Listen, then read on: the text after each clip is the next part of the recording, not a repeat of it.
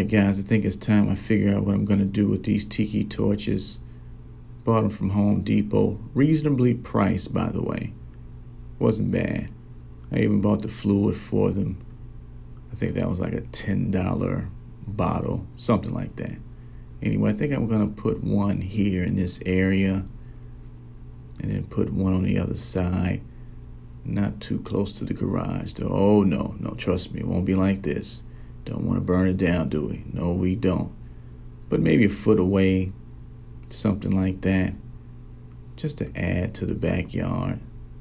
Plain back here.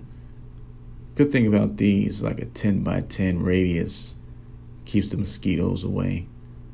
So yeah, like I said, plan on doing a lot of things, great things, big things. Anyway, you know the motto. Take care of your families. Take care of your bodies. Take care of your lawns too. Bye.